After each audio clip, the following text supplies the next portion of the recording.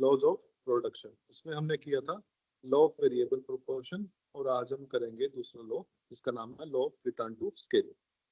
It shows the relationship between inputs and outputs in the long period. ये किस period में होता है?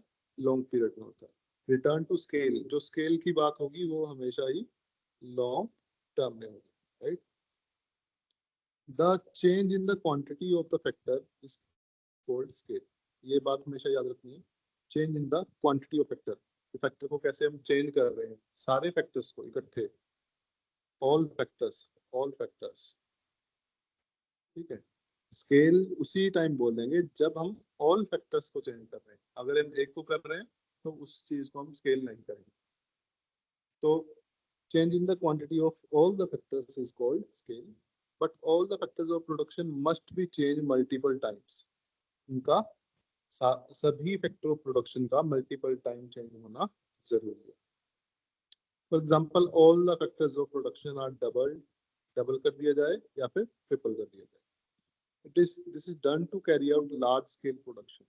फॉर एग्जांपल मैंने एक फर्म बनाई है, उसका उसमें जो मेरी कैपेसिटी है वो 10,000 ऑर्डर की है। वो मेरे को लग रहा है कि मेरे पास जो है 1 लाख के ऑर्डर आ जाएंगे अगले साल तक, तो इसलिए मैं एक और नई फैक्ट्री जो है वो बना देता हूँ, ठीक।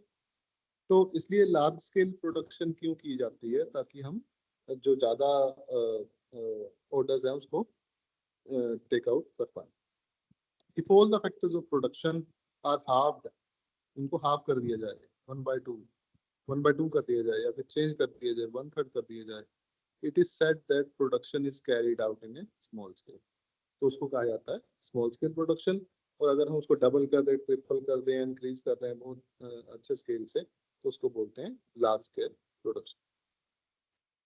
Change in the output is called return. Return किसको कहते हैं हम? आउटपुट में जो हमारे पास चेंज आता है। So laws of return to scale explains changes in the output due to changes in the input in the long period. Long period में आउटपुट में जो चेंज आता है इसकी वजह से, इनपुट की वजह से, उसी को बोलते हैं law of return of scale. अब this law explains the proportional change in output with respect to proportionate change in input. ये हमने पढ़ लिया, राइट। तो ये 3 स्टेजेस में होते हैं, 3 स्टेजेस होती हैं इनकी। Number 1 is return to scale, increasing return to scale. Number 2 is constant return to scale. Number 3 is diminishing return to scale. Increasing में क्या है, जो रिटर्न टू स्केल है हमारा वो इंक्रीज हो रहा है with every output. Constant return to scale में जो विद ईच एवरी आउटपुट क्या है हमारा कांस्टेंट रहेगा। और डिमिनिशिंग में क्या होगा, आउटपुट के बढ़ने के साथ साथ हमारा जो रिटर्न्स है वो डिमिनिशिंग होंगे, कम होंगे। इसको हम टेबल की सहायता से भी समझ सकते हैं। स्केल ऑफ प्रोडक्शन, यहाँ पे है इनपुट्स, टोटल प्रोडक्टिविटी। तो हम इसमें मार्जिनल प्रोडक्टिविटी को देखते हैं। मार्जिनल प्रोडक्टिविटी देखो, ये पहले 4 जो हमारे पास स्केल है ABCD, जहाँ पे हम उसको स्केल को इंक्रीज कर रहे हैं, उस केस में हमारे पास इंक्रीजिंग रिटर्न टू स्केल आ रहा है। उसके बाद जो बाकी 3 है उसमें कांस्टेंट रिटर्न टू स्केल आ रहा है, और लास्ट वाले में डिक्रीजिंग रिटर्न टू स्केल हमारे को देखने को मिल रहा है, ठीक।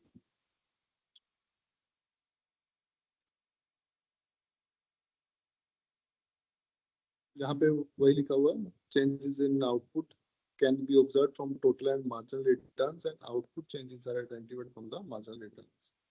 In the beginning, when inputs are doubled, marginal returns are more than double. Marginal returns are more than double. जब inputs को देखिए, यहाँ पे जो A हमारे पास फैक्टर है, उसके जो इनपुट्स है 1 + 2, उसको हमने डबल कर दिया दोनों को। 1 क्या हो गया 2, 2 क्या हो गया 4। बट जो प्रोडक्शन हमारी हो रही थी पहले 4 यूनिट की, वो अब कितनी होने लगी 10 यूनिट की। तो ये क्या हो गया, मोर देन डबल। तो जहाँ पे मोर देन डबल हो रहा है, जहाँ पे वो जितने प्रोपोर्शन में हमने इनपुट्स को इंक्रीज किया, उससे ज्यादा प्रोपोर्शन में अगर हमारा प्रोडक्ट इंक्रीज हो रहा है, आउटपुट इंक्रीज हो रहा है, तो उस केस में क्या है, हमारा इंक्रीजिंग रिटर्न टू स्केल है। जिस प्रोपोर्शन में हम इनपुट्स को चेंज कर रहे हैं और उसी प्रोपोर्शन में हमारा आउटपुट चेंज हो रहा है, तो उस केस में हमारा क्या है, कांस्टेंट रिटर्न टू स्केल, और लास्ट में जिस प्रोपोर्शन से हम इनपुट्स को चेंज कर रहे हैं, अगर हम इनपुट्स को डबल करते हैं और आउटपुट जो है वो डबल से कम चेंज होता है, मतलब 1.5 गुना चेंज हुआ सर, तो उस केस में हमारे पास डिक्रीजिंग रिटर्न टू स्केल आता है। डायग्रामेटिकली अगर हम इसको देखना चाहें तो स्केल ऑफ प्रोडक्शन, आउटपुट हमारी जो है इधर इंक्रीज हो रही है, और वाई एक्सिस पे हमने लिया रिटर्न्स, प्रोपोर्शनेट रिटर्न्स। तो जैसे सबसे पहले क्या है, इंक्रीजिंग रिटर्न टू स्केल आएगा, फिर आएगा कांस्टेंट रिटर्न टू स्केल, और फिर डिमिनिशिंग रिटर्न टू स्केल। ऐसी डायग्राम एक पोस्ट चैप्टर में भी आएगी आपके, जहाँ पे यू शेप जो है उसको हम एक्सप्लेन करेंगे लॉन्ग रन एवरेज कॉस्ट को। तो उस केस में भी हम सेम कॉन्सेप्ट डिस्कस करेंगे, increasing return to scale, constant return to scale and decreasing return to scale.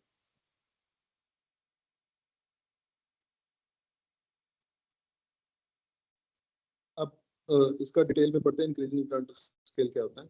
The proportionate increase in the output is more than proportionate increase in the input, it is said to be increasing return to scale.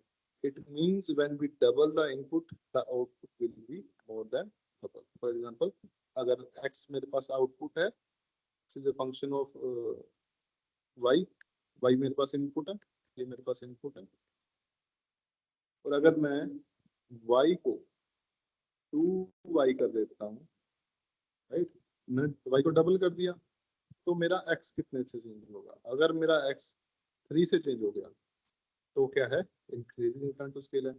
अगर मेरा x 2 से change हुआ तो मेरे पास constant return to scale है, और मेरा x अगर 1.5 टाइम्स ही हुआ तो मेरे पास डिक्रीजिंग रिटर्न टू स्केल। ठीक, जो आपका आउटपुट है वो कितने परसेंटेज चेंज हो रहा है इनपुट को परसेंटेज चेंज करने से। अब रीजन क्या होते हैं जी इंक्रीजिंग रिटर्न टू स्केल के, स्पेशलाइजेशन और डिवीजन ऑफ लेबर। जब हम लेबर को एक एक काम दे देते हैं, स्पेशलाइजेशन कर देते हैं उसकी, तो उस केस में हमारे पास इंक्रीजिंग रिटर्न टू स्केल देखने को मिलते हैं। Number second is indivisible factors. Indivisibility का मतलब होता है छोटे छोटे भागों में बांट देना। जो आप किसी भी काम को, फॉर एग्जाम्पल आपके पास कोई काम बहुत बड़ा काम है, तो आप उसको क्या करते हो, छोटे छोटे भागों में बांट के एक एक भाग एक तरह से करोगे, तो उससे क्या होगा, काम जल्दी खत्म हो जाएगा, एफिशिएंसी हमारी इंक्रीज हो जाएगी, तो उसको बोलते हैं indivisibility. Dimensional economics and positive economics of scale. Dimension का मतलब क्या है कि जैसे जैसे हमारा प्लांट का साइज बढ़ता है, प्लांट का साइज बढ़ता है, वैसे वैसे हमारे को कुछ फायदे होने शुरू हो जाते हैं। फॉर एग्जांपल, आप अगर बड़े प्लांट के लिए, एक बड़े प्लांट के लिए अगर आपको फॉर एग्जांपल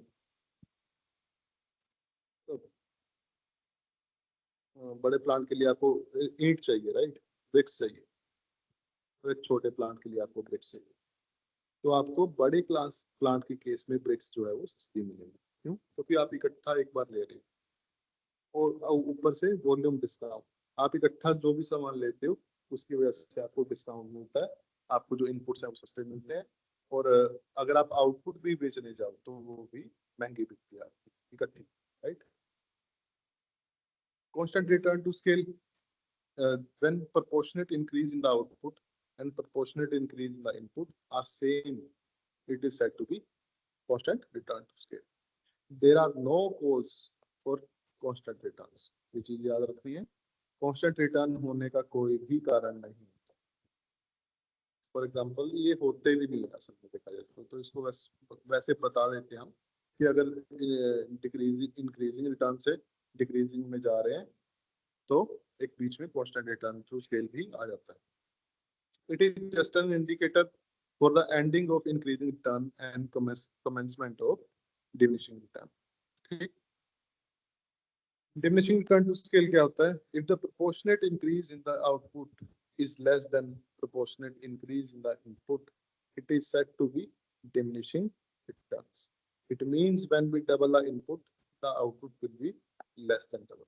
सिंपल सी बात है, अगर हम इनपुट्स को डबल कर रहे हैं तो आउटपुट कितना है, डबल से लेस इंक्रीज हो रहा है। कॉज फॉर डिमिनिशिंग रिटर्न क्यों होते हैं? Management problems and diseconomies of scale. Management problem, जैसे जैसे हमारी कंपनी का साइज इंक्रीज होता है, वहाँ पे लोग ज्यादा बढ़ते हैं, वहाँ पे रश ज्यादा होता है, तो वहाँ पे इनएफिशिएंसी आनी भी शुरू हो जाती है। लोग एक दूसरे की चुगलियां कर रहे हैं, एक दूसरे से लड़ रहे हैं ना, तो नेगेटिव माहौल जो है वो भी होना शुरू हो जाता है। तो उसकी वजह से डिमिनिशिंग रिटर्न टू स्केल आता है, अगर आप ज्यादा लार्ज साइज कर दोगे किसी भी चीज का। तो लिमिट टू ह्यूमन फैक्टर की एक लिमिट होती है हर चीज की, है ना। जब वो लिमिट जो है क्रॉस हो जाती है, उसके बाद जो है हमारे को नेगेटिव रिटर्न्स देखने को मिलते हैं।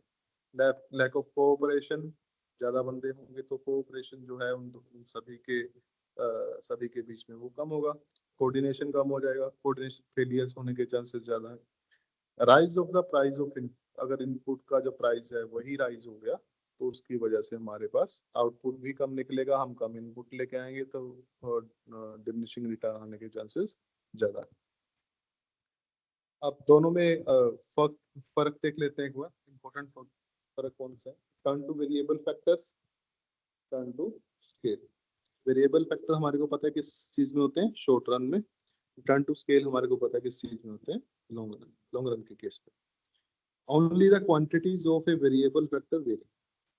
ओनली क्वांटिटी, एक फिक्स्ड फैक्टर होता है इस केस में, और एक वेरिएबल फैक्टर होता है। चेंज कौन सा होगा? सिर्फ variable factor.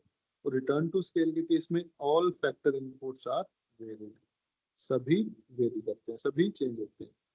There is a change in the factor proportion. Factor proportion का मतलब क्या होगा?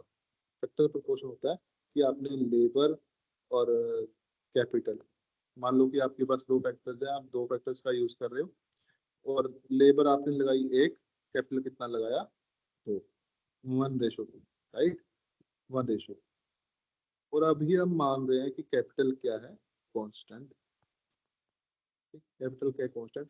तो हम सिर्फ किसको वेरी कर सकते हैं? वेरिएबल कौन है? सिर्फ लेबर। तो हम लेबर को इंक्रीज कर सकते हैं, 3:3, 3:2, सॉरी। तो ऐसे अगर हम इंक्रीज करते रहे लेबर को, तो जो ये रेशो है ये चेंज होती रहेगी बार बार। इसी को बोलते हैं फैक्टर प्रपोर्शन। ये जो रेशो है हमारे फैक्टर्स के बीच में, वो हमेशा चेंज होती रहेगी, अगर एक फिक्स फैक्टर है और एक variable factor, right. But return to scale के केस में फैक्टर रेशो चेंज नहीं होगी। क्यों? क्योंकि हम दोनों को डबल कर रहे हैं, तो रेशो 1/2 ही रहेगी।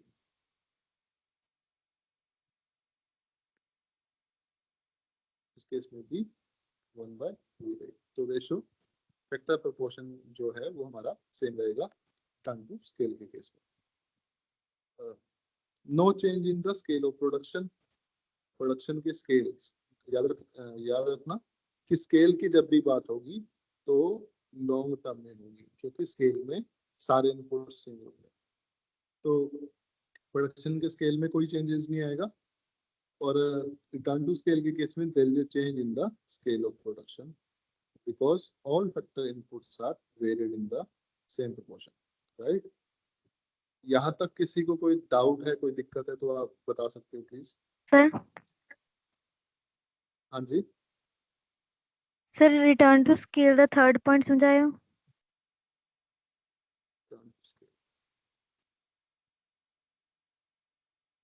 डिफरेंस। अच्छा, डिफरेंस।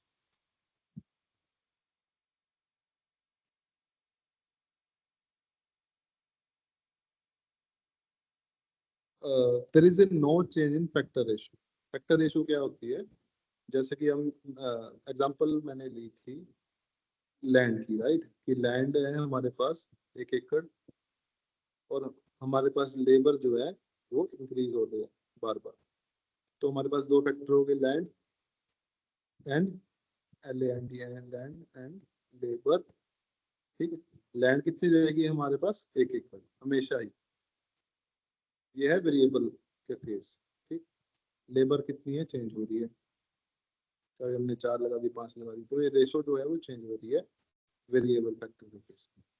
जब हम करेंगे रिटर्न टू स्केल की बात, रिटर्न टू स्केल की बात, तो वहां पे सारे फैक्टर वेरिएबल हैं, राइट।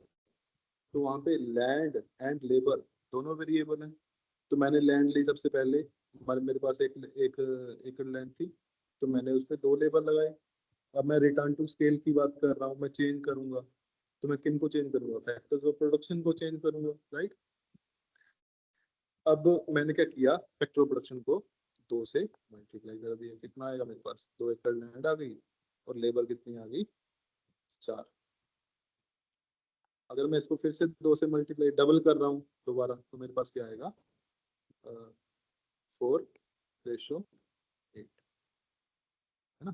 तो ऐसे ये डबल होते रहे, दोनों चेंज हो।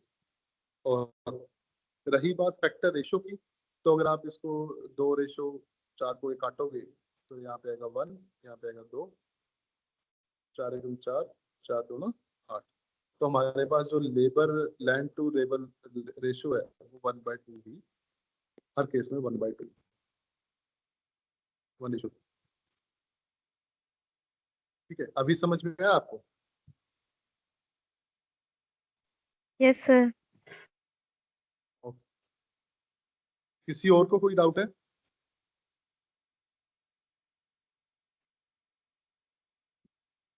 ऑलराइट, तो मैं आगे बढ़ता हूँ। आगे हमारा जो चैप्टर है नेक्स्ट, वो है cost of production. Cost of production, cost of production refers to the total cost incurred by a business to produce a specific quantity of a product or offer a service. Cost of production क्या होता है, किसी भी चीज को बनाने के लिए, किसी बिजनेस को चलाने के लिए, कोई कोई प्रोडक्ट बनाने के लिए हमारे को कितना खर्चा आ रहा है, उसको हम कॉस्ट बोलते हैं। प्रोडक्शन कॉस्ट में include things such as labour, raw material और कंज्यूमेबल सप्लाईज। प्रोडक्शन कॉस्ट में हम कौन कौन सी चीजें अमूमन जोड़ लेते हैं, labour cost, raw material and consumable supplies. But in economics the cost of production is defined as the expenditures incurred to obtain the factor of production। सीधी सीधी बात है, फैक्टर ऑफ प्रोडक्शन की बात करेंगे, कौन कौन से होते हैं, लैंड, लेबर, कैपिटल, एंटरप्रेन्योरशिप, या फिर इसको ऑर्गेनाइजेशन भी आप बोल देते हैं। लैंड को देते हैं हम रेंट, लेबर को देते हैं हम वेजेस, कैपिटल को देते हैं इंटरेस्ट, एंटरप्रेन्योर्स को देते हैं प्रॉफिट। जब हम सबको जोड़ देंगे, इन तीनों को वैसे, तो हमारे पास क्या आ जाएगा, कि प्रॉफिट तो इसका पार्ट है ना। अगर इसको नॉर्मल मान के चल रहे हो तो ये 4 ले लो, चारों को जोड़ देंगे तो हमारे पास क्या आ जाएगा, कॉस्ट इकोनॉमिक सेंस में, क्योंकि यही हमारा खर्चा है। लैंड का कोई ना कोई खर्चा होगा, लेबर का कोई खर्चा होगा, कैपिटल का होगा, या फिर एंटरप्रेन्योर का अपना खर्चा होगा। Concept of cost, it refers to the amount of payment made to acquire any good and service. In a simpler way, the concept of cost is a financial valuation of resources, materials, risk, time and utilities consumed to purchase goods and services. Payment made करते हैं normal case में, जो भी हम land ले रहे हैं, labour ले रहे हैं, राइट, तो उसके लिए जो पेमेंट कर रहे हैं तो वो क्या है, कॉस्ट है हमारा। Cost function similar to production function, we have production function, we have cost function. Now the cost function क्या होता है, cost function explains the functional relationship between cost of production and physical quantity of output. Cost of production क्या है, function of output, ये क्या है, output। तो cost किसका function हो गया, output का। तो इस केस में हम सिर्फ यही स्टडी करेंगे कि आउटपुट चेंज होने के साथ, कि आउटपुट चेंज होने के साथ, change in output leads to change in cost. बस इस पूरे चैप्टर में हमको ये स्टडी करना है कि आउटपुट चेंज होने के साथ कॉस्ट कैसे चेंज होता है और कौन कौन सी तरह का कॉस्ट कैसे चेंज हो रहा है, बस यहाँ तक है। Type of concept of cost, इसमें कुछ टाइप्स ऑफ कॉस्ट आपको दिए गए हैं। ये एग्जामिनेशन पॉइंट ऑफ व्यू से सभी इंपॉर्टेंट है, एक्सप्लिसिट, इम्प्लिसिट, नॉर्मल, तो आप इनको प्लीज याद रखिएगा। नाउ टाइप ऑफ कॉस्ट, सबसे पहला क्या है, रियल कॉस्ट, इंट्रोड्यूस्ड बाय, किसने इंट्रोड्यूस किया था ये, अल्फ्रेड मार्शल। किसने इंट्रोड्यूस किया था, Alfred Marshall. Then exertion of all kind of labor that are already indirectly involved in production process.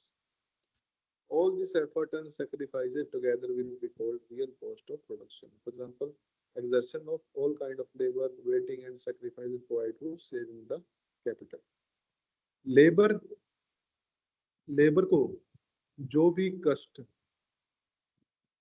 उठाने पड़ रहे हैं, मान लो कि लेबर है, लेबर को फैक्ट्री जाने के लिए 2 किलोमीटर चलना पड़ता है, ठीक, तो मार्शल कह रहा है कि वो जो चल के जाने वाला जो उसका कॉस्ट पड़ रहा है, एक तरह से उसको एनर्जी उसकी कंज्यूम हो रही है, तो वो भी हमको कॉस्ट में जोड़नी चाहिए। वो इनडायरेक्टली एक प्रोडक्शन प्रोसेस में इन्वॉल्व है, राइट, इनडायरेक्टली प्रोडक्शन प्रोसेस में इन्वॉल्व है।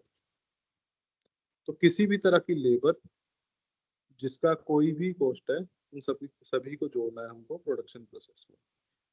इन्हीं को बोला जाता है real cost. All efforts and sacrifices together will be called as real cost of production.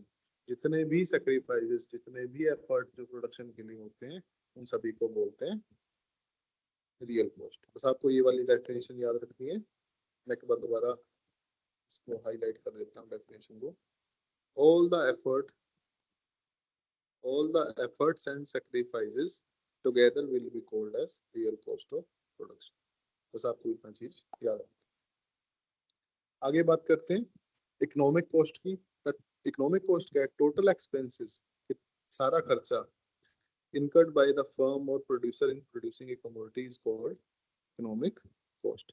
एक कमोडिटी को प्रोड्यूस करने में, उसको बनाने के लिए जितना भी खर्चा कंपनी या फर्म या प्रोड्यूसर को लगता है, उसको बोलते हैं इकोनॉमिक कॉस्ट। और इसके तीन टाइप्स होते हैं। Number 1 is explicit, number 2 is implicit and number 3 is explicit। का मतलब क्या होता है, actual payments made by a firm for purchasing or hiring resources are called explicit cost।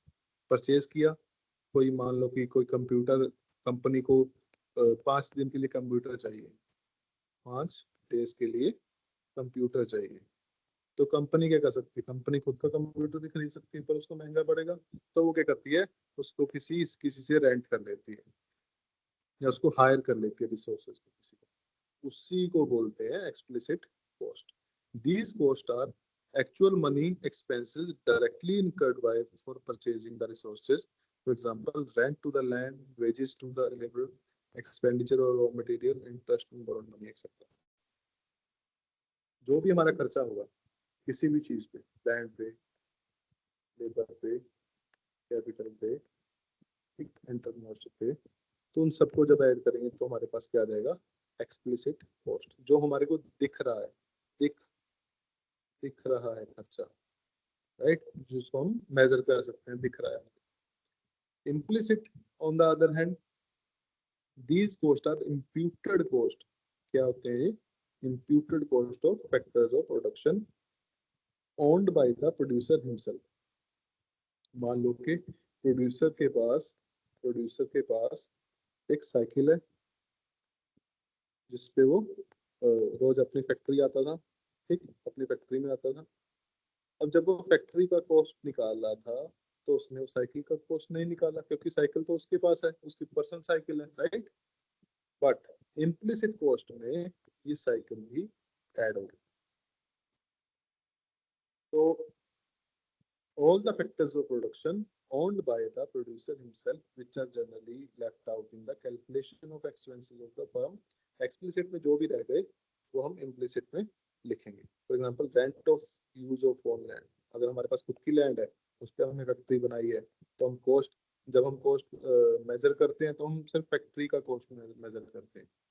जबकि जिस लैंड पे फैक्ट्री बनाई गई है उसका अपॉर्चुनिटी कॉस्ट क्या है, उसको अगर हम किसी और को दें तो उसका मार्केट प्राइस कितना है, उसको हम मेजर नहीं करते. ठीक, तो उसको भी ऐड करना है, उसको हम क्या बोलेंगे, implicit cost.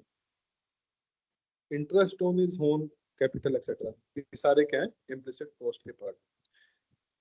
Now important points are explicit cost are recorded in the account books but implicit cost are not recorded. Implicit cost जो है अकाउंट बुक में नहीं रिकॉर्ड होते हैं.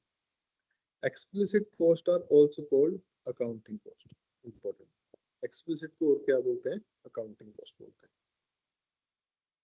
Then another important point is normal profit क्या होता है, the minimum amount which is required to keep an entrepreneur in the production process is known as normal profit. Profit सबको चाहिए पर एक मिनिमम प्रॉफिट होना चाहिए, अदरवाइज जो एंटरप्रेन्योर है वो अपना जो काम है वो बंद कर देगा. ठीक, तो उस मिनिमम प्रॉफिट को क्या बोलते हैं हम, नॉर्मल प्रॉफिट. उसमें क्या क्या आ जाते हैं, इकोनॉमिक कॉस्ट क्या होता है रियल में, explicit cost, implicit cost plus normal profit. Cost तो है ही है पर उसको एंटरप्रेन्योर को चलाने के लिए, काम चलाने के लिए नॉर्मल प्रॉफिट भी चाहिए. तीनों अवॉइड करेंगे, हमारे पास क्या आएगा, इकोनॉमिक कॉस्ट.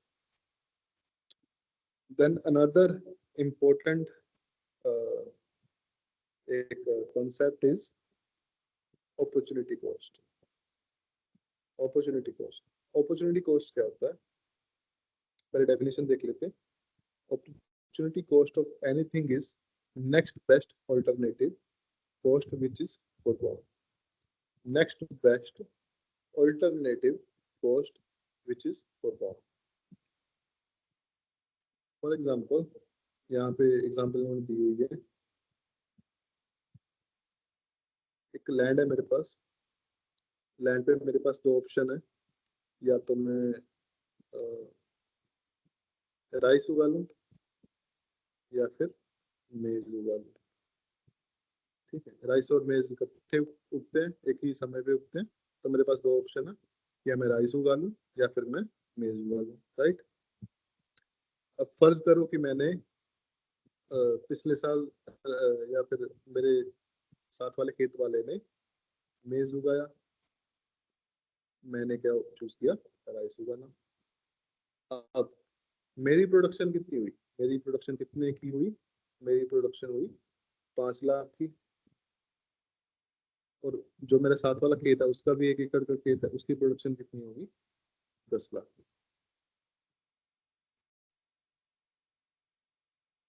ठीक, मान लो, तो मेरे को लगेगा कि मैं प्रॉफिट में हूँ, मेरा प्रॉफिट कितना है, 5 लाख. बट रियल कॉस्ट क्या है कि अगर मैं सेम लैंड को मेज में लगाता, सेम लैंड में मेज लगाता, तो उससे मेरे को कितना प्रॉफिट मिलता है, 10 लाख. तो अभी कितना मेरे को मिला, 5 लाख. तो मेरा नुकसान कितना है, -5 लाख. ये मेरा नुकसान हो रहा है इस टाइम. इसी को बोलते हैं अपॉर्चुनिटी कॉस्ट. कि cost of anything is next best alternative. ये आपके पास, आप जो भी कर रहे हो उसका नेक्स्ट जो ऑल्टरनेटिव है, उसके अलावा आप क्या कर सकते थे, तो वो क्या है, विच इज फोरगॉन. एक और एग्जांपल देकर समझाना चाहूंगा मैं आपको. This is very important concept of economics. फर्ज करो कि आपने एक फैक्ट्री लगानी है, ठीक, तो उसके लिए आपने अपना कैपिटल लगाया. कैपिटल आपके पास कितना था, 1 करोड़. फर्ज करो कि आपके पास 1 करोड़ रुपया था, आपने क्या किया, उस रुपए को लेके फैक्ट्री लगा ली. अब फैक्ट्री से आपको रिटर्न कितनी आ रही है, साल की रिटर्न आ रही है आपको 3% मान लो, है ना. अब आप सोचोगे कि क्या मैं इसका इसका अपॉर्चुनिटी कॉस्ट क्या है. इसका कॉस्ट ये नहीं है कि उसमें कितना मटेरियल लग रहा है, उसमें कितना क्या हो रहा है. अगर आप सेम पैसा किसी एक बैंक में रखते, तो आपको कितना परसेंट मिलता? 7%। राइट। आपने पैसा लगाया, वही पैसा आप कहीं बैंक में रख सकते थे, वो आप कितना एफडी पे कितना ब्याज देता? 7%। तो आपको अल्टीमेटली क्या हो रहा है? 4% का लॉस हो रहा है। आपको दिखेगा नहीं, वो सामने नहीं दिखेगा, पर आपको सोचना पड़ेगा कि अगर मैं यही पैसा कहीं और लगाता तो मेरे को कितना प्रॉफिट निकलता। इसी को बोलते हैं opportunity cost. Right. The opportunity cost of anything is next best alternative which is for जो चार्ज पर individual point of view or nation point of view, the resources are scarce, resources scarce हैं, limited है. At that time, to get the one commodity, we have to forego the another commodity. This is called opportunity cost. अगर जब हम सोचते हैं कि हम कोई कमोडिटी बनाएंगे, कुछ कुछ करेंगे, ठीक है, तो उस पॉइंट ऑफ टाइम पे एक और चीज होती है कि हम कुछ और नहीं कर रहे होते। राइट। वो जो नहीं कर रहे होते उसका जो कॉस्ट है वही है opportunity cost. Suppose a piece of land can be used for growing wheat or rice. If the land is used for growing rice, it is not available for growing wheat. Therefore, the opportunity cost for rice is the wheat crop for now. This is illustrated with the help of diagram. For example, यहाँ पे इन्होंने rice और wheat लिया है। अगर मैं wheat उगाता हूँ सेम जमीन पे तो मेरे पास होती है 40 क्विंटल फॉर एग्जाम्पल, और अगर मैं राइस उगा रहा हूँ तो मेरे पास होती है 50 क्विंटल। तो फर्ज करो कि मैंने राइस उगा लिया। अब राइस उगाने का अपॉर्चुनिटी कॉस्ट क्या है? 40 क्विंटल ऑफ व्हीट। ठीक है, जो कि मैं नहीं उगा पाया, जो मैं उगा सकता था। Right. Opportunity cost of DF amount is the rice. DF amount of rice is the CE amount of wheat. DF amount of rice. DF amount of rice is CE amount of wheat. ठीक। Application of opportunity cost, इसका application क्या क्या हो सकती है? Determination of factor prices. The factor of production need to be paid is a price that is at least equal to what they command for alternative use. मान लो कि कोई फैक्टर है, लेबर है, कोई इंसान जॉब कर रहा है। राइट। कोई इंसान जॉब कर रहा है, उसने फॉर एग्जांपल बीकॉम कर रखी है, बीकॉम कर रखी है, और उसको बोला जा रहा है कि आपको देंगे हम 2000 रुपये सैलरी। तो वो क्या करेगा? वो कहेगा नहीं, मैं क्यों लूंगा 2000 सैलरी, इससे अच्छा मैं किसी और कंपनी में जाऊँ, वहां पे मेरे को 10,000 सैलरी मिल रही है। राइट। तो ये 2000 की सैलरी का अपॉर्चुनिटी कॉस्ट क्या हो गया? 10,000। तो उसको पता है कि उसका नेक्स्ट बेस्ट ऑल्टरनेटिव क्या है, उसको कहाँ पे अच्छी जॉब जो है वो मिल सकती है, मार्केट में क्या जो वेजेस है वो चल रही है right now. If the factor prices is less than factors opportunity cost, अगर अपॉर्चुनिटी कॉस्ट से कम हुआ, the factor will quit and gate employment in the better paying alternative. ठीक। Determination of economic rent. The concept of opportunity cost is widely used by modern economists in the determination of economic rent. Rent की definition एक बार देख लो, अगर exam में आगे question. According to them, economic rent is equal to the factor's actual earning minus its opportunity cost. Actual earning minus transfer earnings. Transfer earning को हम opportunity cost भी बोलते हैं। ये किसका किसका ये फॉर्मूला है? इकोनॉमिक रेंट का। ये याद रखना। Decision regarding consumption pattern. Concept of opportunity cost suggests that with given money income, if a consumer chooses to have more of one thing, he has to have more of one thing. He has to have less of the other. ये इसमें बात बात किया। अगर वो उसको जैसे indifference curve में हम करते हैं कि अगर कंज्यूमर कहता है कि उसको दोनों चीज ज्यादा चाहिए तो वो पॉसिबल नहीं है। राइट। तो वो अगर एक चीज को छोड़ दे तो वो दूसरी चीज जो है वो ले सकता है।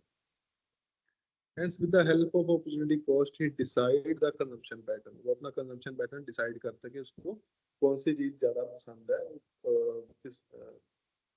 जो कौन सी चीज जो है लेना चाहता है, कंज्यूम करना चाहता है। That is, which good should be consumed and in what quantities, उसकी कितनी quantity. Decisions regarding production plan with given resources and given technology. If a producer decide to produce greater amount of one commodity, he has to sacrifice some amount of another commodity. National priorities. National priorities के case में भी, if the country decide that more resources must be devoted to arms production, कि Russia Ukraine का वो चल रहा है, अब रशिया डिसाइड करेगी कि उसको कितनी आर्म्स की प्रोडक्शन करनी है, हथियारों की प्रोडक्शन करनी है। अगर वो रशिया कहेगी कि मैं ज्यादा हथियार बनाऊंगी, then resources are limited, we know, then less will be available to produce civilian goods. जो हम नॉर्मल चीजें खाते हैं उसको प्रोडक्शन करने के लिए हमारे पास रिसोर्सेज कम हो जाएंगे। In this situation, a choice will have to made between arms production and civilian goods. तो opportunity cost का जो concept है इसमें help करता है।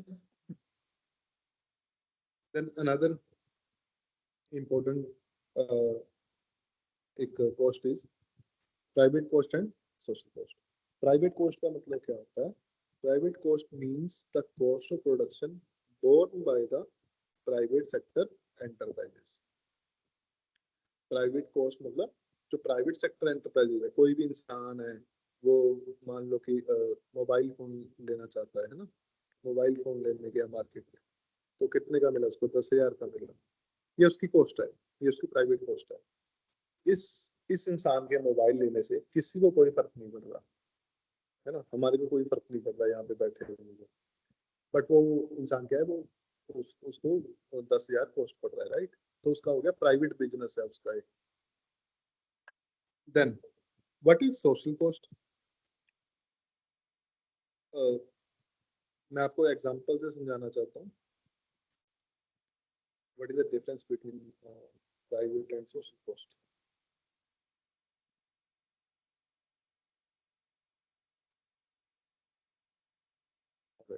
Private cost plus externality equal to social cost.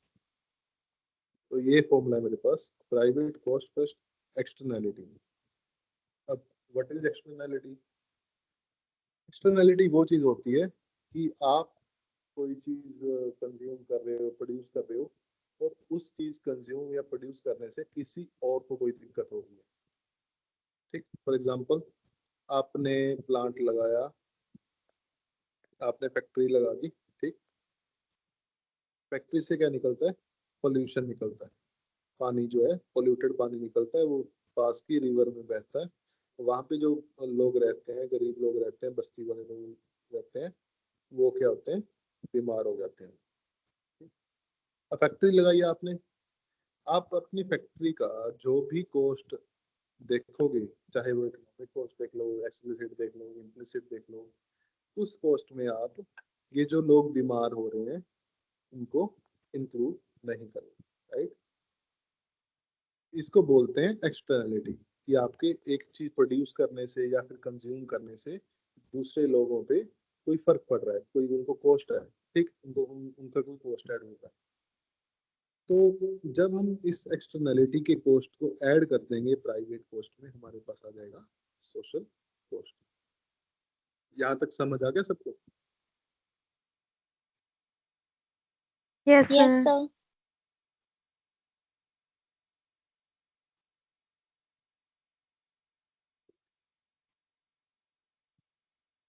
Similarly, private benefit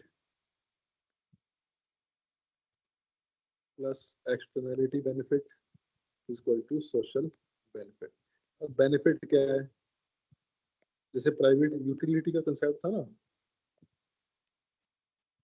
ये बेनिफिट वाले concept को याद करने की जरूरत है, बस वैसे सुन लो। यूटिलिटी का कॉन्सेप्ट था, उसमें हमने एक्सटर्नलिटी ऐड कर। फॉर एग्जांपल आपने आपने पढ़ाई की, ठीक, आपका पढ़ाई करने से आपको फायदा होगा, ये तो हमको पता है। वो क्या है? वो प्राइवेट चीज है, प्राइवेट बेनिफिट है वो। आपका पढ़ाई करने से आपको फायदा होगा, बट आपके पढ़ाई करने से आपके जो आसपास अनपढ़ भी हैं उनका भी फायदा हो रहा है, उनको कुछ चीजें सीखने को मिल रही है, सोसाइटी का भला हो रहा है। तो वो जो बेनिफिट है वो एक्सटर्नलिटी में आ जाएगा, और दोनों को जोड़ के हमारे पास सोशल बेनिफिट आ जाएगा। ठीक, बस आपने तो याद रखना है कि प्राइवेट कॉस्ट जो है एक इंडिविजुअल का अपना कॉस्ट है, उसको किसी से कोई लेना देना नहीं है, वो लीगल कॉस्ट है एक तरह से। ठीक, और सोशल कॉस्ट जो है वो सोसाइटी का कॉस्ट है, सोसाइटी का, जिसमें बाकी सारी चीजें ऐड होती हैं, एक्सटर्नलिटी जिसको हम बोलते हैं। Okay. Any additional increment in the production of such goods in the private sector would create a marginal external damage. कोई cost damage करती है, cost करती है कोई society को, to the society. If we add the value of the marginal external damage, जिसको मैं externality बोल रहा था, to the private marginal cost of producing that commodity, we get the marginal social cost of situation. ठीक है, marginal social cost of situation. अब इस case में इन्होंने कोई केमिकल प्रोडक्ट बनाने वाली कंपनी है, जिसका जो मैंने एग्जांपल दिया वैसे ही हो रहा है। तो इस केस में उन्होंने लाइन लिखी social cost will be lower than the private cost, but नहीं, ये लाइन गलत है। Social cost will be higher. Higher कैसे हो जाएगा सोशल कॉस्ट? क्योंकि उसमें एक्सटर्नलिटी, उसमें जो लोग बीमार हो रहे हैं उनका कॉस्ट भी ऐड होगा, ना कि वो माइनस होगा। अगर वो कोई चीज हम किसी कॉस्ट में ऐड कर रहे हैं तो वो इंक्रीज होगा। ठीक, तो ये बात याद। In order to maximize the social welfare, the social marginal cost has to be equated to the marginal revenue. In other words, this quality of marginal revenue and social marginal cost also ensure the most efficient allocation of resources.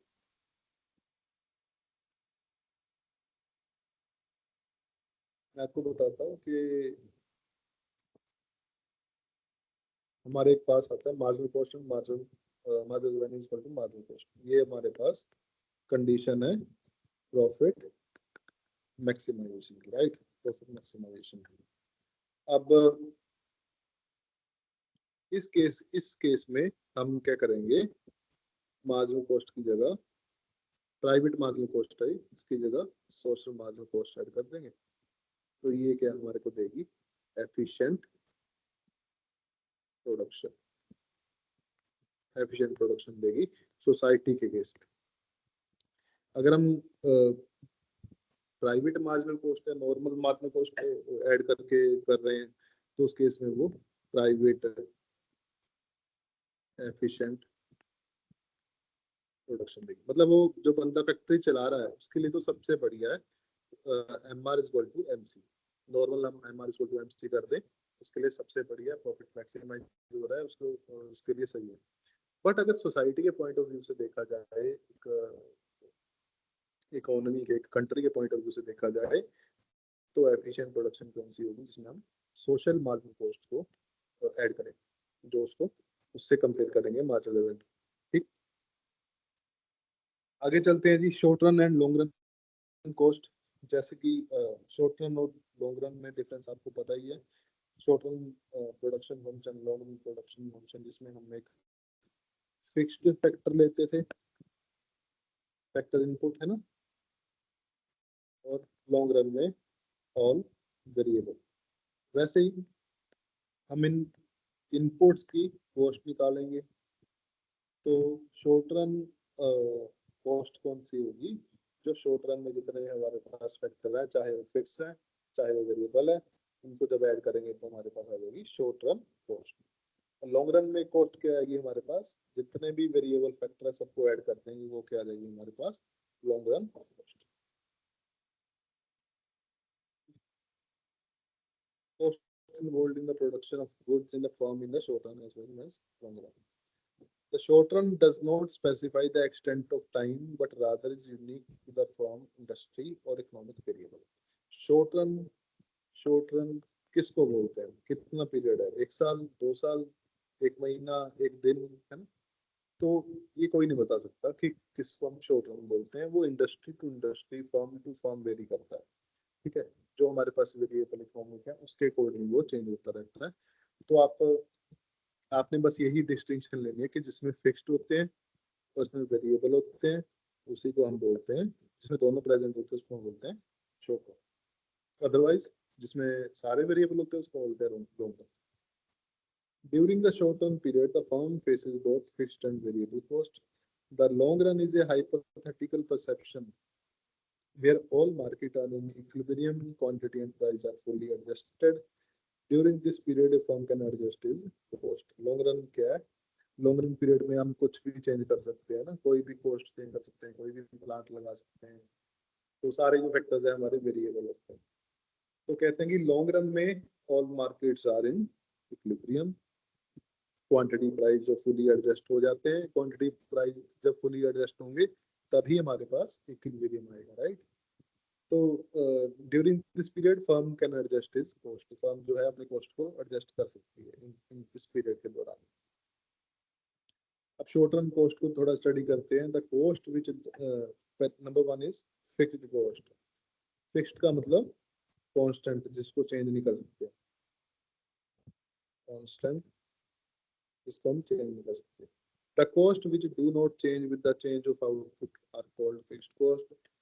It means output may be increased or decreased without change in cost. Output increase हो decrease हो zero हो हमको कोई फर्क नहीं पड़ता। तो fixed cost है, जो एक बार कॉस्ट लग गया वो हो गया, right. Even if the output is zero, अगर आउटपुट जीरो भी हो गया तो फिक्स्ड कॉस्ट फिर भी पॉजिटिव होगा। अगर the fixed cost curve will be parallel to X axis. अब एग्जांपल क्या है? एग्जांपल है जी, मान लो कि आपने आपने फैक्ट्री खोलनी है, आपने बिल्डिंग बना दी उसकी फैक्ट्री की, ठीक है, उसमें मशीनें भी लगा दी, पर लेबर नहीं आई ये अभी तक। तो लेबर नहीं आएगी तो फैक्ट्री क्या है? बंद है for that particular period of time.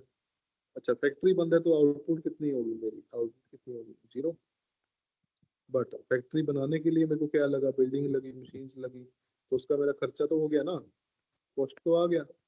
इसी को बोलते हैं जी फिक्स्ड कॉस्ट, जो जीरो आउटपुट पे भी होता है, एग्जिस्ट करता है। और ये फिक्स्ड कॉस्ट उतना ही रहेगा। फैक्ट्री बनाने में और मशीन्स में जितना खर्चा मेरा लग गया फिक्स्ड कॉस्ट, फिक्स्ड में, तो वो चेंज नहीं होगा।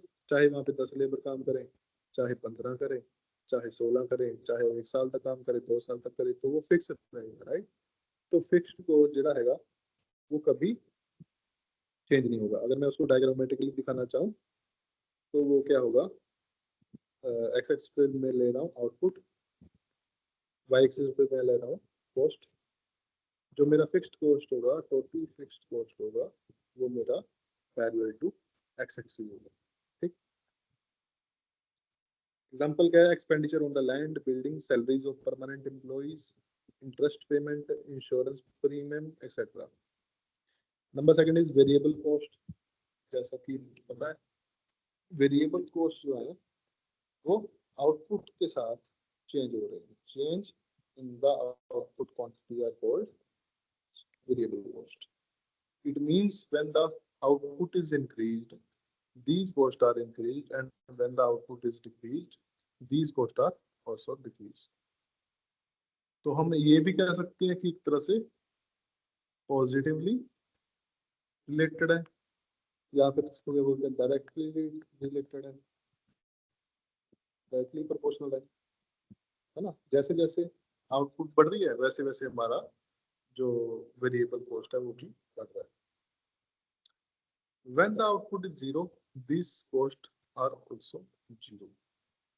अब इसका चीज का मतलब क्या है कि जब आउटपुट जीरो होगा, आउटपुट कॉस्ट जीरो होगा तो मेरा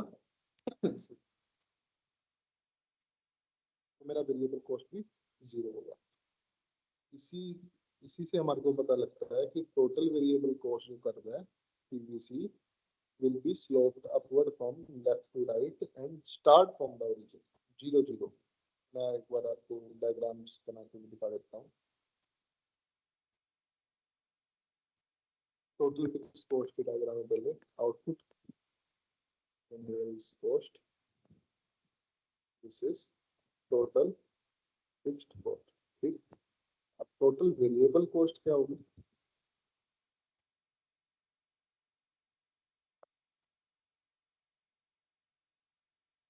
जीरो।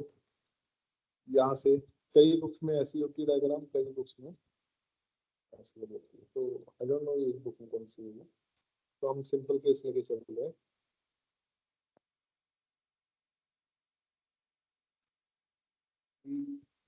टोटल वेरिएबल कॉस्ट जो है वो बढ़ता जा रहा है विद आउटपुट, डायरेक्टली देते हैं।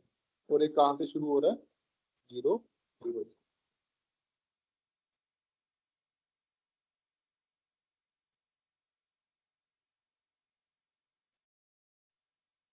आगे हम बात करते हैं difference between fixed cost and variable cost. Fixed cost do not very with the quantity of output, ये वेरी नहीं करते, कांस्टेंट होते हैं। वेरिएबल कॉस्ट जो है वो वेरी करते हैं। There are related with the fixed factor, जो हमारे पास कैपिटल हो गई है ना, हमारे पास और कौन सी बिल्डिंग हो गई, तो वैसे फैक्टर के साथ वो रिलेटेड होती है। They are related with variable factor, they do not become zero. Fixed cost कभी जीरो नहीं होती, क्योंकि आपको कुछ ना कुछ जो फिक्स्ड स्ट्रक्चर है वो तो बनाना ही पड़ेगा, राइट? या फिर आपको लैंड तो खरीदनी पड़ेगी, तो लैंड भी है जो वो फिक्स्ड कॉस्ट का पार्ट है। They remains they remain same even when production is stop. जितनी भी प्रोडक्शन कर लो जो है वो कांस्टेंट ही रहेंगे। They can become zero when production is stop. इसलिए जो टोटल वेरिएबल कॉस्ट है वो जीरो से शुरू हो रहा है, क्योंकि वो जीरो हो सकते हैं। Production should be at least recover the variable cost, variable cost उसको रिकवर करना चाहिए। और फिक्स्ड कॉस्ट के केस में प्रोडक्शन में not recover the fixed cost. ऐसा भी होता है कि कई बार कई कंपनी जो है फैक्ट्री बना के और कभी उसको ऑपरेट ही नहीं करते, तो फिक्स्ड कॉस्ट को कभी रिकवर नहीं कर सकते। अच्छा, फिर इन कॉस्ट के अलावा हमारे पास क्या होते हैं? ये सारे कॉस्ट के टाइप्स हैं। Total fixed cost, total variable cost, total cost, average fixed cost, average variable, average cost, marginal cost. अभी मैं एक बार आपको मैथमेटिकल टर्म में फॉर्मूला दिखा देता हूँ। देखो हमारे पास जो टोटल कॉस्ट है वो कैसे आएगी? Total cost is equal to total variable cost, total fixed cost plus total variable cost. लिख देता हूँ नीचे। Total cost is equal to total fixed cost plus total variable, यही फॉर्मूला। दोनों को मिला देंगे, हमारे पास टोटल कॉस्ट आ जाएगी। अब मैं निकालना चाहता हूँ जी एवरेज कॉस्ट। एवरेज कॉस्ट या फिर average total cost.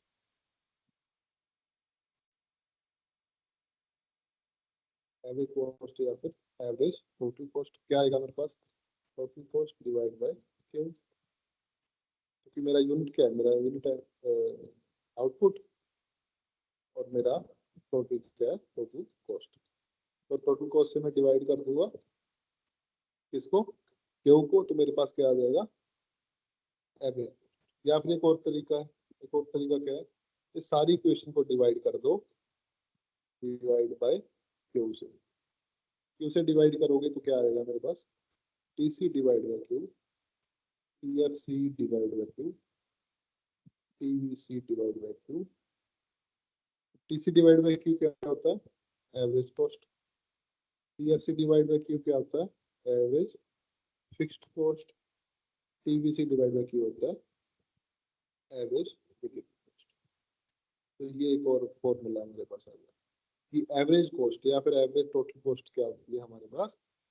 Average fixed cost plus average variable cost. Okay, marginal cost अगर ढूंढने चलोगे, marginal cost sorry,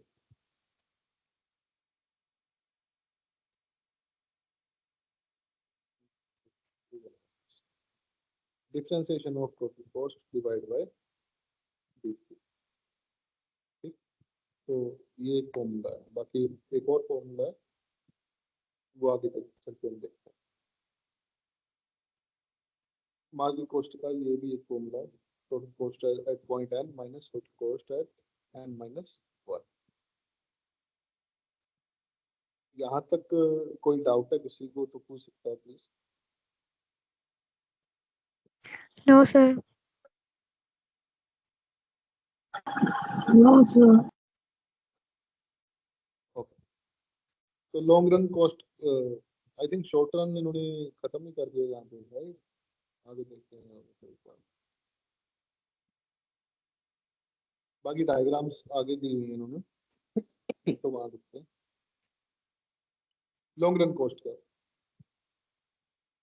now in the short run firm के पास क्या होता है, फिक्स्ड स्केल ऑफ प्लांट होता है। One short run average cost curve is corresponding to a particular scale of plant. One short run average cost curve क्या होती है, corresponding to a particular scale of plant. एक बार ना मैं आपको डायग्राम्स भी समझा देता हूँ, क्योंकि लॉन्ग रन भी तो तभी समझ में आएगा जब शॉर्ट रन की डायग्राम्स होंगी आपके पास। Alright, total cost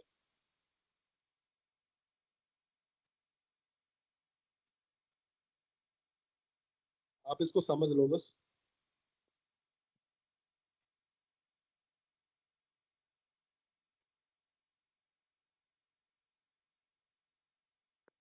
total cost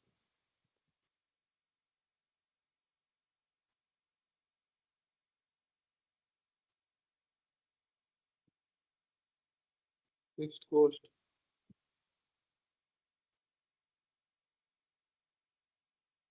variable cost.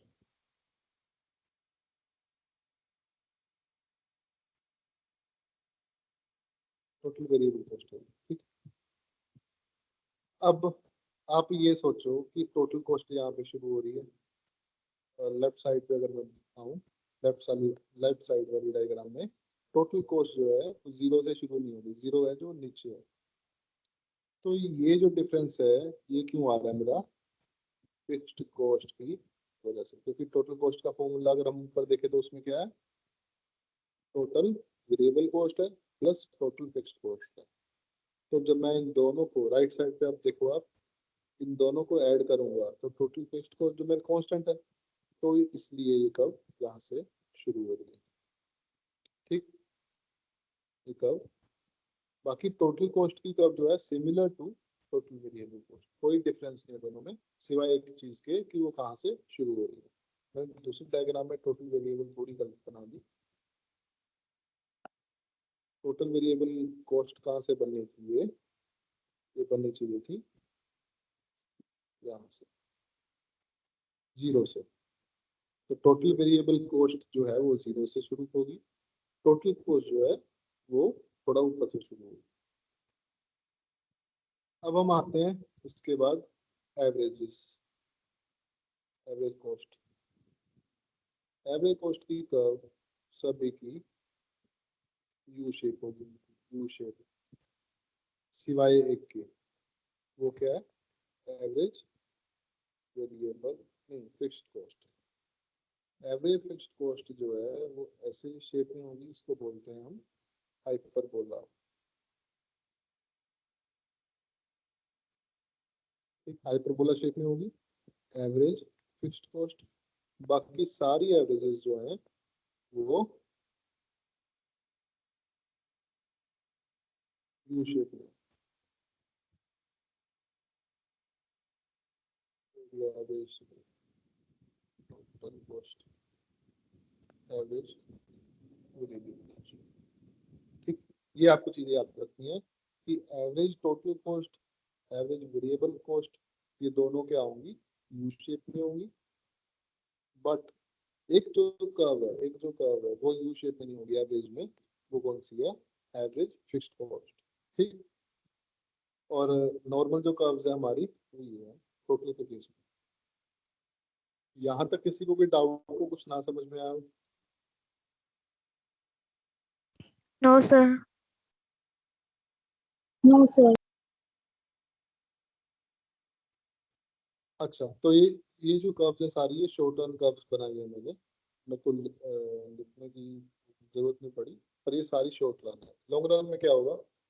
In the long run, अच्छा, in a short period a firms have has a fixed scale of plant. One short run average cost curve is corresponding to a particular scale of plant. एक जो short run average cost होगी, average cost होगी ये वाली, this one, this has a particular plant. इसमें एक plant है पूरा, ये प्लांट की कर्व है। ये एक प्लांट में जैसे जैसे आप x को इंक्रीज करते रहोगे वैसे वैसे कॉस्ट मेरी कैसे बिहेव करेगी। तो आगे चलता हूँ। In the short period, the firm can operate on a particular scale of plant. एक particular scale of plant पे ही उसको operate करना पड़ता है, क्योंकि वो plant change नहीं कर सकती, क्योंकि short run है।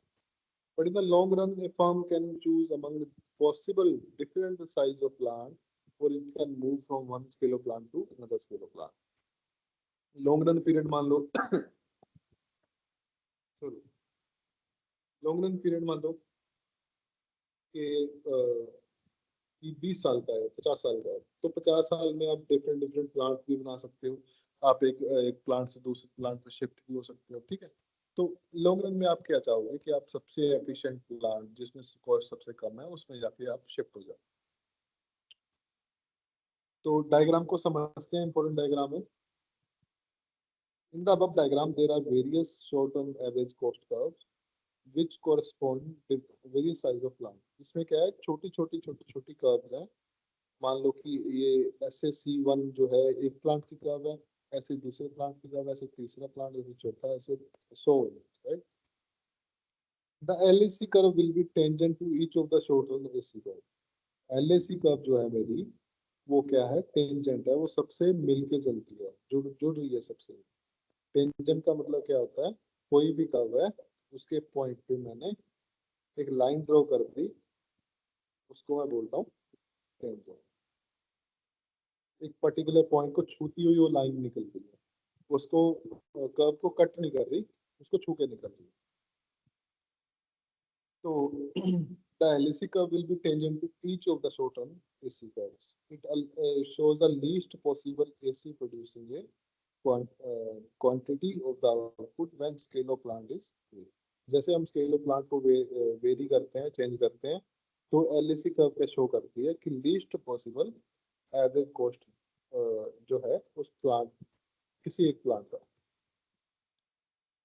अब मेन पॉइंट्स क्या है इसके, LAC curve is U shape, LAC curve is also called planning curve and envelope curve. So most important point. सबसे अगर इजी उसको क्वेश्चन पूछना हुआ तो वो ये पूछ लेगा कि किसको प्लानिंग कर्व बोलते हैं, किसको एनवेलप कर्व बोलते हैं। अब प्लानिंग या एनवेलप कर्व क्यों बोल रहे हैं इसको, क्योंकि कंबल के माफिक इसने सारे जो short term average cost curve है उसको ढक रखा है, ठीक है, इसलिए इसको एनवेलप कर्व बोलते हैं। प्लानिंग कर्व की बोलते हैं वो आगे, प्लानिंग कर्व इसलिए बोलते हैं कि फर्म को प्लान करना है, और प्लान हमेशा होता है लॉन्ग टर्म। तो उसको प्लान करने के लिए एक डायग्राम मिल गया कि अगर मैंने लॉन्ग रन में मान लो कि इतना output X dash amount of output बनाना है, तो मैं कौन सा प्लान चूज करूँगा। इसलिए इसको क्या बोलते हैं हम, planning curve. Like the LAC curve, the long run marginal cost curve is also U-shape. Long run marginal cost curve is also U-shape. अभी मैंने आपको मार्जिनल कॉस्ट नहीं समझाई है, मार्जिनल कॉस्ट कर्व कुछ ऐसे मूव करेगा। Now the average cost total average total cost per unit of output, ठीक है। एवरेज कॉस्ट का फॉर्मूला है total cost divide bye Q। ये पूरा फॉर्मूला मैंने आपको समझा दिया, और ये यू शेप होती है, ये भी आपको पता है। एवरेज फिक्स्ड कॉस्ट, इसको बनाने के लिए total fixed cost divide bye Q, ठीक। और इसका जो डायग्राम है, स्लोप से डाउनवर्ड्स, हमेशा डाउनवर्ड जाती रहती है, डाउनवर्ड ही होती है। और याद रखना ये कभी भी नेवर मीट एक्स एक्सिस, ये कभी भी किसको मीट नहीं करेगी, एक्स एक्सिस को मीट नहीं करेगी, राइट। और ये इसको, इसका क्या नाम है, रेक्टेंगुलर हाइपरबोला। ये नाम हमने पहले भी सुना है यूनिटरी इलास्टिसिटी के केस में, उसको भी, उसकी भी शेप जो है वो रेक्टेंगुलर हाइपरबोला वाली शेप है। ऑलराइट, वेरिएबल कॉस्ट जो है वो भी यू शेप है, ठीक, divided by number of, formula आपको पता ही है कैसे, मैंने बता दिया कैसे करना है। देन मार्जिनल कॉस्ट, मार्जिन का मतलब क्या होता है,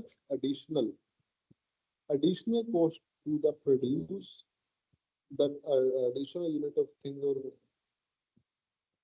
ये क्या है कि टोटल कॉस्ट हमारे पास दे रखा है, मान लो टोटल कॉस्ट क्या है, एग्जांपल से समझाता हूँ, 40 और लेबर क्या है, और लेबर है मेरे पास, ठीक है, लेबर क्या है मेरे पास 10 है, 10 लेबर से मेरे को कॉस्ट कितना पड़ रहा है, मान लो 40, और मैं ले आया एक और लेबर 11वीं लेबर, 11वीं लेबर लेके जब मैं आया तो उससे मेरे को कॉस्ट कितना हुआ, 45 हो गया, इंक्रीज हो गया कॉस्ट मेरा, ठीक है, इंक्रीज हो गया, कितने यूनिट इंक्रीज हुआ, 5 यूनिट। तो यही क्या है मेरा मार्जिनल कॉस्ट, यही तो है कि एक additional unit of production input से मेरा टोटल कॉस्ट कितना बढ़ रहा है, वही है मेरा marginal cost. The change in the total cost is also called marginal cost. अब यहाँ पे आप ध्यान दीजिएगा कि total cost is equal to total variable cost, total fixed cost, है ना, बट इसमें हम बात कर रहे हैं मार्जिनल कॉस्ट। तो मार्जिनल कॉस्ट कभी भी फिक्स्ड कॉस्ट में चेंज नहीं होगा। मार्जिनल कॉस्ट का मतलब क्या है, टोटल वेरिएबल कॉस्ट में चेंज, ठीक। तो चाहे आप टोटल कॉस्ट की बात कर लो, चाहे आप टोटल वेरिएबल कॉस्ट की बात कर लो, one of the same thing. Exam में चाहे आप ये लिख के आ जाओ कि मार्जिनल कॉस्ट जो है टोटल वेरिएबल कॉस्ट में कितना चेंज आ रहा है, तो वो भी सेम बात होगी। टोटल कॉस्ट में कितना चेंज आ रहा है, तो वो भी सेम बात होगी। पर टोटल फिक्स्ड कॉस्ट के साथ मार्जिनल कॉस्ट का कोई रिलेशन नहीं है, क्योंकि फिक्स्ड कॉस्ट मार्जिनल कॉस्ट से पूरा डिफरेंट है। मार्जिनल कॉस्ट किस केस में लगेगा, जिस केस में हम उस चीज को वेरी कर सकते हैं ना, चेंज कर सकते हैं। तो वेरी कौन सा होगा, वेरिएबल कॉस्ट वेरी होगा, राइट। तो ये चीज आप याद रखिए। मार्जिनल कॉस्ट का फॉर्मूला क्या है, change in total cost due to 1 unit change in quantity, right. या फिर ये एक और फॉर्मूला है, इसको भी आप देख लीजिए। अब बाकी कर्व्स की तरह मार्जिनल कॉस्ट भी यू शेप हो, मार्जिनल कॉस्ट भी यू शेप हो। आगे चलते हैं, difference between marginal cost and average cost, दोनों में डिफरेंस क्या है। पहले तो फॉर्मूला डिफरेंट है, राइट, फॉर्मूला डिफरेंट है। दूसरा, it is average total cost per unit of output. Average cost क्या है, average total cost per unit of output. When the total cost is divided by these digits, we can call this average cost. Marginal cost क्या है, additional cost. एक क्या है जी, average cost, दूसरी क्या है, additional cost. To produce the additional unit of thing or one more unit of thing, the change in the total cost is called marginal cost. Now, the most important point of this chapter can be this diagram, most important diagram. इसको ध्यान से पढ़ेंगे। In the above diagram, the first stage, both MC and AC goes on diminution. दोनों क्या है, decrease हो रहे हैं, डिमिनिश हो रहे हैं। First stage, the MC is less than AC. MC क्या है, नीचे है AC के। So in the first stage, MC curve is below and AC curve is above. पहली स्टेज में MC कर्व जो है AC कर्व के नीचे है। In the second stage, when MC and AC goes on increasing, when MC and AC goes on increasing, the MC curve is more than AC. Second stage इसको बोल रहा है वो, MC और AC इंक्रीज कर रहे हैं। जब वो इंक्रीज कर रहे हैं तो MC बड़ा होगा AC से, MC AC के ऊपर होगा. In this stage, the MC curve is above and AC curve is below. Changes in the MC are more than changes in the AC. ये क्या है मैं समझाता हूँ. MC curves cut the AC curve when AC is minimum. एक तो ये point आपको याद रखना है.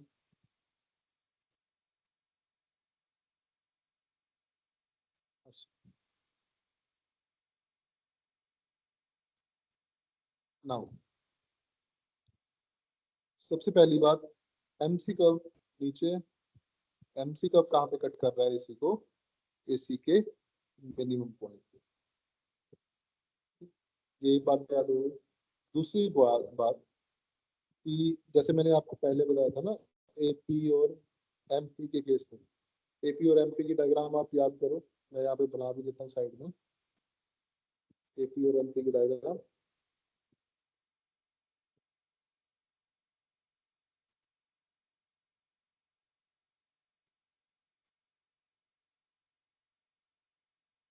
ये MP है, ये MP है. राइट, ऐसे ही था. MP नेगेटिव भी हो रहा था जाके, पर AP कभी नेगेटिव नहीं. और मैंने यहाँ पे आपको एक बात बताई थी कि MP जो है AP को उसके मैक्सिमम पॉइंट पे कट करेगा, और इस केस में MC जो है AC को उसके लोएस्ट पॉइंट कट करेगा.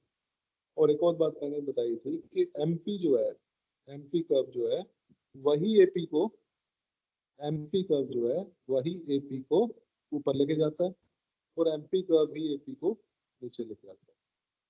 इस केस में भी सेम है. जब तक MC नीचे जा रहा था तो AC भी नीचे जा रहा है. एक पॉइंट ऑफ टाइम पे AC कम होना शुरू हो गया, फिर MC ने रफ्तार बढ़ाई, MC ऊपर चला गया, और जैसे ही MC ने रफ्तार बढ़ाई, MC ऊपर चला गया, वैसे ही AC भी ऊपर की तरफ बढ़ने लग गया. ठीक, तो ये याद रखना है. और एक और चीज याद रखनी है आपने इस केस में कि कौन सी कर्व कहाँ पे है. MC हमेशा ही, अगर एक और आपको analogy दे देता हूँ मैं. If AC is decreasing, MC is below AC. If AC is increasing, MC is above. अगर AC कब डिक्रीज हो रही है, अगर वो डिक्रीज हो रही है तो इसका मतलब MC AC के नीचे होगा, और अगर AC कब इंक्रीज हो रही है तो इसका मतलब MC AC के अबव होगा. इसका जो मिनिमम पॉइंट है वो ये वाला, जहाँ पे दोनों मीट करेंगे. यहाँ तक सबको क्लियर है ये वाला पॉइंट? Yes sir. किसी को किसी भी तरह का कोई डाउट है तो प्लीज वो मेरे को बता सकते हैं.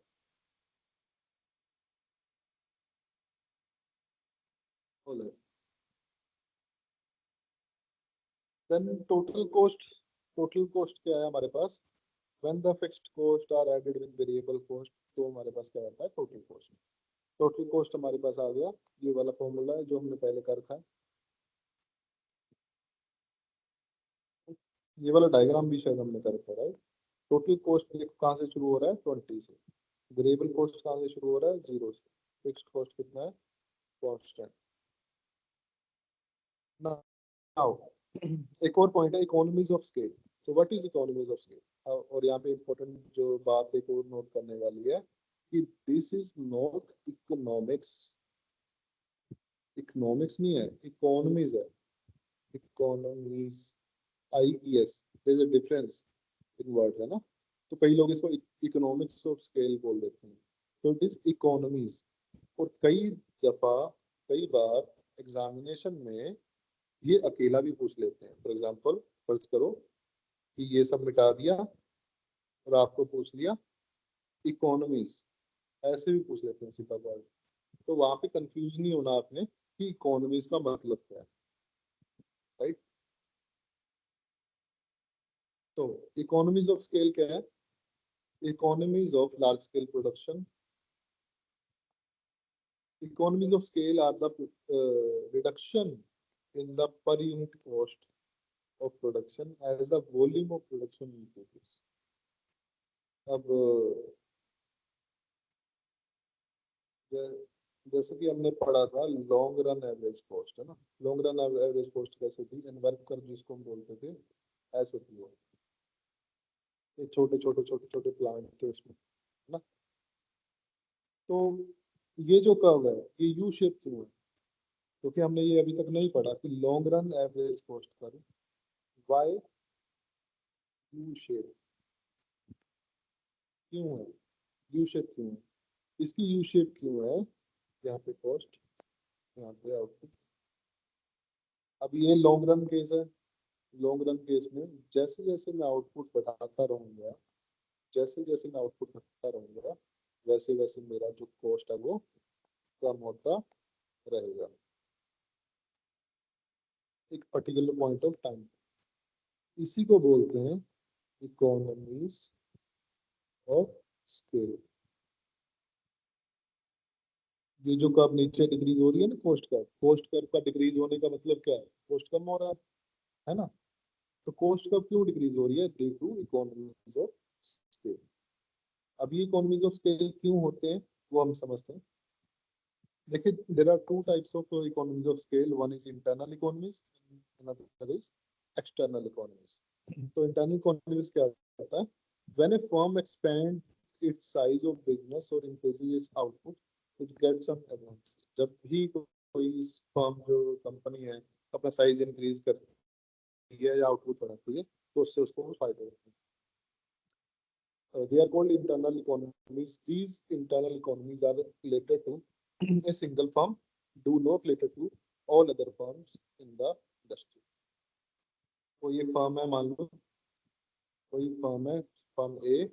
अब जो इसको कॉस्ट का एडवांटेज मिलेगा वो इसी के लिए होगा, इसका इसकी इंडस्ट्री में बाकी कंपनियों से कोई लेना देना नहीं, ठीक है। तो इसको बोलेंगे इंटरनल इकोनॉमिक्स। जब इसका बाकी कंपनियों से कोई वास्ता होगा तब उसको बोलेंगे एक्सटर्नल इकोनॉमिक्स, ठीक। Types of internal economics, labour economics. देखो जी, अगर हम हमारी कंपनी बड़ी होती जा रही है तो हम क्या है, ज्यादा लेबर को हायर करते हैं। ज्यादा लेबर को हायर करेंगे तो हमारे पास एक एज होगा कि हम उनको बोल पाए कि हम आपको वेज रेट कम कर रहे हैं, ठीक। तो नेगोशिएट हम कर सकते हैं, उसकी वजह से हमारे को कॉस्ट जो है वो कम हो जाता है। और दूसरा, डिवीजन ऑफ लेबर स्पेशलाइजेशन की वजह से हमारा जो कॉस्ट है वो कम होता है, हमारे को इकोनॉमीज का फायदा मिलता है, हम ज्यादा प्रोडक्शन कर सकते हैं। टेक्निकल इकोनॉमीज, लार्ज फर्म के पास लार्ज कैपेसिटी होती है मशीन लगाने की, और जो अच्छे अच्छे कंप्यूटर्स वो यूज कर सकती है, सुपर कंप्यूटर यूज कर सकती है ना। ऐसे ही काफी अच्छे टेक्निकल लोगों की सहायता ले सकती है अगर वो लार्ज फर्म होगी तो लेटेस्ट टेक्नोलॉजी का यूज कर सकती है। Then managerial economics, managerial economies, talented जो मैनेजर्स हैं उनको बड़ी बड़ी कंपनीज अपने पास खींच के ले जाती है by giving them higher packages, है ना। तो क्यों लेके जाती है, क्योंकि वो अच्छे डिसीजन मेकर्स होते हैं कंपनी के लिए। मैनेजर जो है वो अच्छे डिसीजन मेकर होते हैं कंपनी के लिए, और वो कंपनी को काफी अच्छा प्रॉफिट जो है वो आने वाले समय में ला के देते हैं। Then marketing economy is large scale purchase of no material and sale of finished good gives advantage of transport concession of the firm. मान लो कोई बड़ी अच्छी कंपनी है, तो जब वो कच्चा माल खरीदेगी, रॉ मटेरियल खरीदेगी किसी भी कंपनी से, तो वहां पे वो थोड़ा मोल भाव कर सकती है, कम करवा सकती है अपना कॉस्ट। क्यों, क्योंकि वो इकट्ठा खरीद रही है, बल्क में ऑर्डर ले रही है, राइट। तो बल्क में परचेज करने का उसको एक फायदा मिलता है। Then advantage of transport concession, एक बार इकट्ठा बल्क में माल जा रहा है तो ट्रांसपोर्ट का खर्चा भी कम हो जाता है।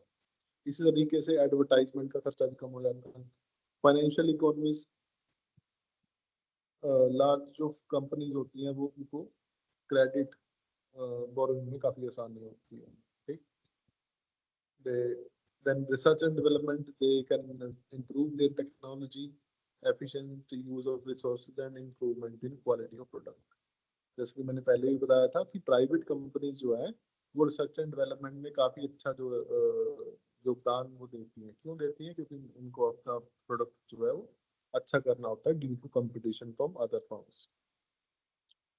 Then economies related to transport and storage cost, large firm जो है ट्रांसपोर्ट उसका कॉस्ट और स्टोरेज कॉस्ट उसका कम हो जाता है, इसकी वजह से उसको फायदा होता है स्टोरेज कॉस्ट की कमी सेव कर सकते। Then risk bearing economies, generally large firm diversify their production into different goods and services, therefore even if there is a loss involved, तो जो लार्ज फर्म होती है, for example Hindustan Unilever limited HUL, आपने नाम सुना होगा इसका। तो ये सोप्स भी बना रही है ना, ये डिओड्रेंट भी बना रही है, या बाकी जो कंज्यूमर ड्यूरेबल्स की आइटम्स हैं ये वो भी बना रही है। तो इससे क्या होता है, इसके डाइवर्सिफिकेशन हो जाता है प्रोडक्ट के केस।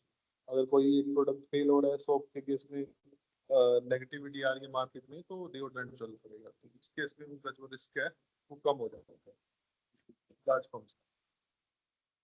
देन एक बार मैं डायग्राम कहना चाहूंगा दोबारा।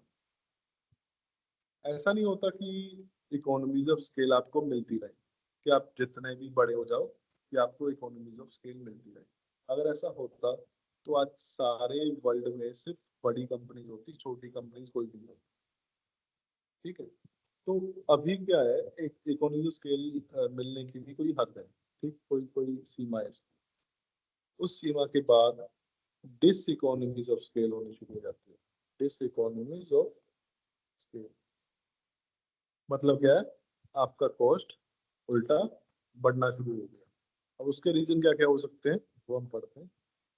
इंटरनल डिस इकोनॉमीज पहले देखेंगे। Internal diseconomies are those disadvantages which are internal to the firm and accrue to the firm when it's over expand its scale of production। जब ये ज्यादा ही कुछ बड़ी कंपनी बन जाती है, नॉर्मल कंपनी होने के बजाय, तो वहाँ पे डिस इकोनॉमीज ऑफ स्केल आने शुरू हो जाते हैं। जैसे मैनेजरियल मैनेजमेंट, सबसे ज्यादा जो दिक्कत वाली बात है वो क्या है, मैनेजमेंट। क्यों? क्योंकि मैनेजमेंट जो है, मैनेजमेंट ओवर बर्डनड हो जाती है ना। एक आदमी से आप पहले 7 घंटे काम करवा रहे थे, फिर आपने कंपनी का साइज बड़ा कर दिया, फिर आप उसको बोल रहे हो कि आप 14 घंटे काम करो, राइट। तो उससे क्या होगा कि ओवर बर्डन हो जाएगा सिस्टम, और उसकी collapse होने के चांसेस इतने ज्यादा होंगे। Because of increasing managerial difficulty due to large scale corporation, becomes difficult for the top management to exercise control and to bring about proper coordination। Coordination failure होने के चांसेस बढ़ जाते हैं। Technical diseconomies, if a firm frequently changes its technology and use new technology and new machine, it may increase its cost। देखो, अगर आप सोचोगे कि कोई कंपनी जो है वो इनोवेशन क्यों नहीं करती रहती है ना, तो मेन मेन रीजन क्या है, कैपिटल कहाँ से, पैसे कहाँ से, है ना। अगर वो हर कंपनी हर बार कोई ना कोई न्यू टेक्नोलॉजी इंट्रोड्यूस करते हैं, लोन लेके पैसा लेते हैं ना, तो उसके बाद क्या है, at a certain limit the large size of volume of the plant and machinery may be also prove disadvantage। तो उससे क्या, उसका जो कॉस्ट है वो बढ़ेगा, चाहे उसकी सेल बढ़े या ना बढ़े, पर ये चीज तो कंफर्म है कि उसका कॉस्ट बढ़ेगा। Then risk bearing diseconomies, the business cannot be expanded indefinitely because of the principle of increasing risk। आप हमेशा के लिए एक्सपैंड नहीं कर सकते, क्योंकि रिस्क जो है वो इंक्रीज होता रहता है। The risk of the firm increases because of reduction in demand. Demand कम हो सकती है, फैशन में चेंज हो सकता है। तो आप एक ही कंपनी को, एक ही फर्म को आप बड़े करने में लगे हुए हो, तो क्या पता कल 10 साल बाद जाके वो फर्म एग्जिस्ट ही ना करे, वो डिमांड एग्जिस्ट ही ना करे, है ना, या फिर कोई न्यू सब्स्टिट्यूट इंट्रोड्यूस हो जाए मार्केट में उस चीज का, तो उस केस में थोड़ा रिस्क रहता है। Marketing diseconomies, large firm is forced to spend more on bringing and storing of raw material and selling of finished goods in distant market। Large firm को force किया जाता है, क्यों? Spend more on raw material, उसको ज्यादा करने के लिए, दिखाने के लिए, and selling of finish good in distant market, दूर दराज इलाकों में उसको बेचने के लिए सामान जाना पड़ता है, right. Then last one is financial diseconomies.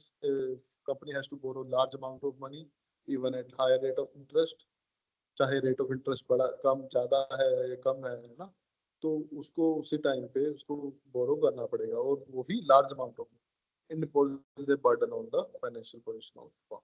तो इसकी वजह से फाइनेंशियल जो है कंपनी पे फाइनेंशियल पोजीशन पे बर्डन पड़ जाता है। बाकी वाला जो पोर्शन है वो हम कल डिस्कस करेंगे। यहाँ तक अगर किसी को कोई डाउट है, कुछ पूछना चाहता है, तो अपनी मेरे से पूछ सकता है। No sir.